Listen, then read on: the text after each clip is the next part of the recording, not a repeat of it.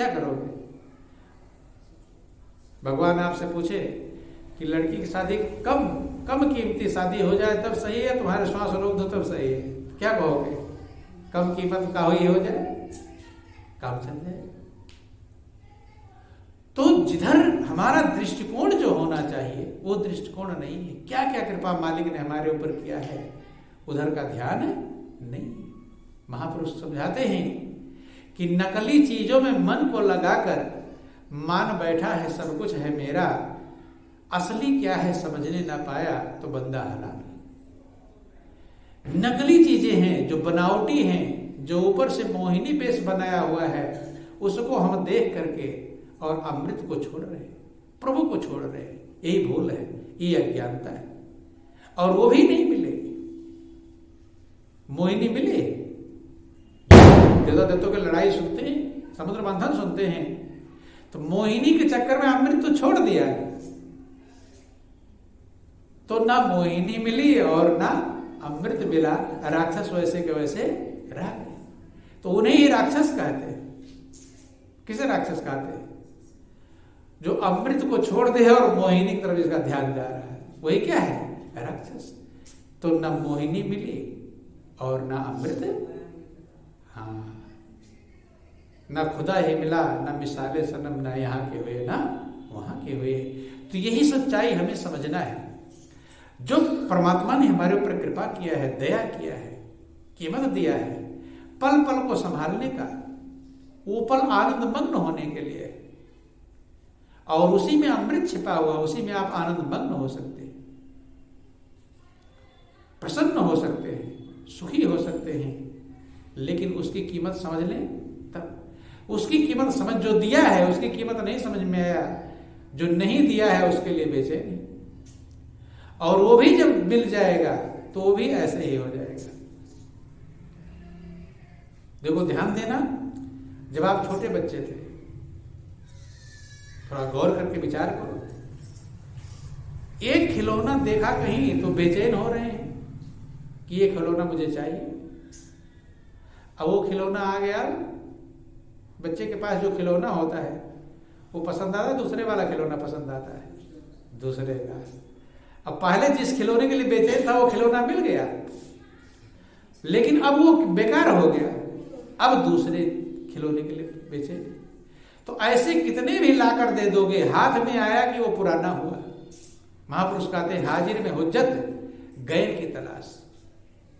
जो है वो बेकदर है, वो जो नहीं है उसके लिए बेचैन है। वो भी जब मिल जाएगा वो भी बेकदर ही हो जाएगा। मनुष्य का स्वभाव है कि जो भी इसे मिला है खराब ही कर देता है। नहीं समझ में? जो भी आपको मिलेगा, शुरू से लेकर आज तक समझ लो, जो भी चीजें आपको मिल गई ना वो खराब ही कर दोगे आप। क्यों? क्यों? खुद खराब है। कैसे है? जब खुद हम खराब हैं तो जो भी चीजें हमें मिलेंगी वो बेकार ही हो जाएगी। वही पहले देखते हैं कि कोई कहता है कि मेरे बेटे की शादी हो जाए, शादी नहीं हो पा रही, बहुत परेशान है। आते हैं लोग, कहते हैं, और जो शादी हो जाए तब उस बहू से लड़ना चालू कर देते हैं। पहले तो उसी के लिए बेचैन थे कि बहू कब आएगी। नहीं है, स्वागत सत्कार के लिए फूल माला आरती उतारते हैं। पहले क्या करते हैं? आरती उतारते हैं कि बहू मेरी आ रही, लड़के की शादी हो रही है। अर्चन परचन करते हैं। अर्चन परचन करते हैं आप लोग कि नहीं करते? परसते हैं बहू को, स्वागत सत्कार करते हैं। आ रही है बहू, तो नहीं आई थी तब तो बेचैन थे, अब आ गई, अब चालू हो गई लड़ाई।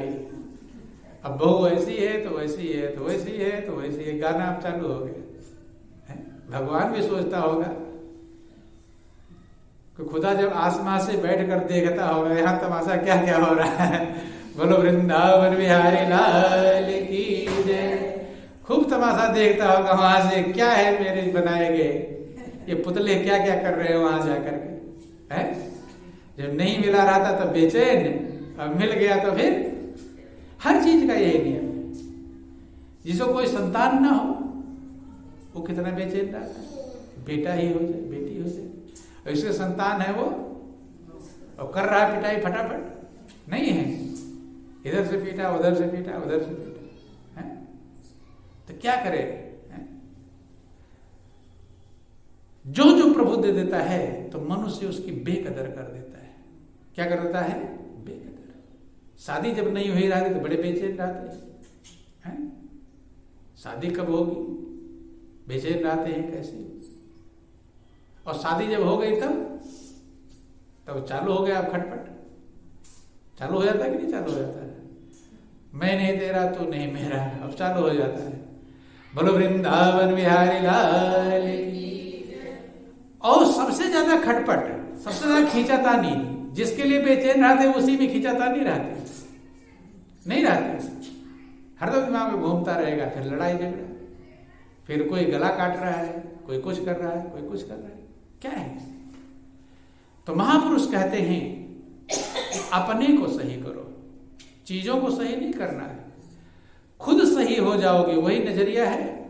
वही किसी राजा का जिक्र आया कि राजा बहुत बीमार था। क्या था? बहुत बीमार। बचने की आशा नहीं थी। किसी वैद्य के पास गए तो वैद्य ने उसका नाड़ी नभी जो भी कुछ देखा तो वैद्य ने उसे बतलाया, आंख भी उसकी कमजोर हो गई थी, आंख से दिखाई भी नहीं पड़ता, तमाम सारी चीजें थी। तो वैद्य ने जो भी दवा इत्यादि दिया और उसके बाद उसको बोला कि आपको हरी हरी चीजें देखनी है। क्या देखनी है? हरे रंग की चीजों पर नजर पड़े, आपकी हरी चीजों को देखना है। अब राजा तो राजा है, राजा ने ऑर्डर कर दिया कि सब चीजों को हरा रंग से रंगो। क्या करो? हरे रंग से रंगो। सिपाहियों को, सेना को, फौज को, मंत्री को, नौकर को, चाकर को, सबको, कि जितनी भी चीजें हैं सबको किस रंग में रंगो? हरे, ताकि जो भी मैं देखूं तो हरे चीज पर मेरी नजर पड़े।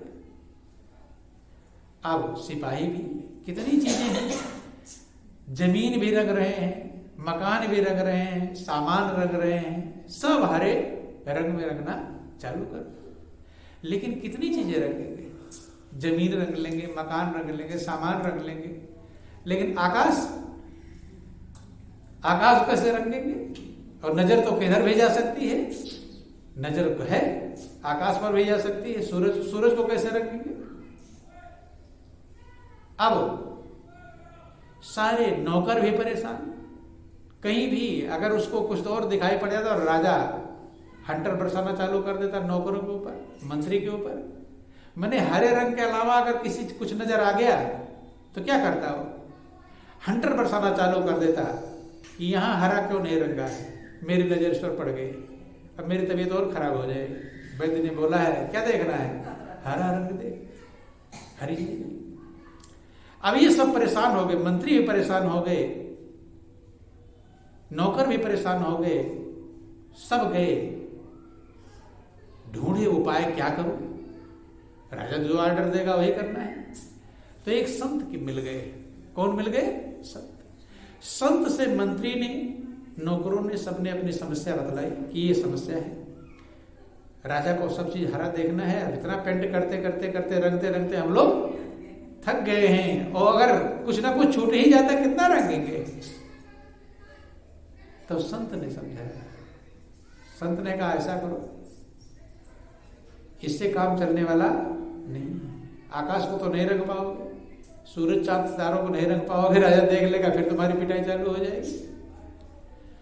तो उन्होंने एक चश्मा बताया कि हरे रंग का चश्मा बनवाओ, समझ में आएगा, और वो राजा के लगवा दो, जो वैद्य है उनसे कहला दो।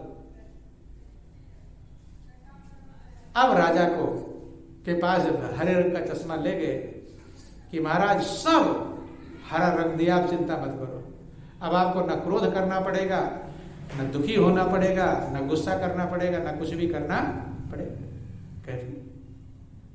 कहिए लगाओ चश्मा। जब हरे रंग का चश्मा लगाया, अब जिधर आकाश की तरफ भी देखेगा वो भी हरा, सूरज की तरफ देखेगा वो भी हरा, चांद सितारे जो भी देखेगा, जिधर भी देखेगा सब किस रंग में दिखाई पड़ेगा? हरे रंग में दिखाई पड़ना चालू हो गया। राजा भी मगन और प्रजा भी मगन। तो ये तो कहानी उदाहरण है। यही हाल हम लोगों का है। हम लोग भी, हाँ, बोलो वृंदावन बिहारी लाल की जय। हम लोग भी संसार के में हमें आनंद चाहिए। क्या चाहिए? आनंद चाहिए, शांति चाहिए, सुख चाहिए। यही तो चाहिए। सभी को आनंद चाहिए। कोई बेचैन होना चाहता है, सभी को शांति चाहिए। कोई अशांत होना चाहता है, सभी को सुख चाहिए। कोई दुख नहीं चाहता है। लेकिन हम भी वही कर रहे हैं जो राजा कर रहा था। हर चीजों को सही करने में लगे हुए। जैसे वो सब चीजों को हरे रंग में रंगना चालू कर दिया था, ऐसे मनुष्य चीजों को सही करने में लगा हुआ है, लोगों को सही करने में लगा हुआ है कि ये सही हो जाए। वो से पति पत्नी में झगड़ा होता है तो क्या होता है? दोनों के विचार अलग अलग होते हैं। पति सोचता है कि मेरी जो पत्नी है, मेरा जो विचार है, मेरी जो इच्छा है, उसके अनुसार ये चले, मेरा कहना माने। सबके पास अब शिकायत होगी, यही देखना।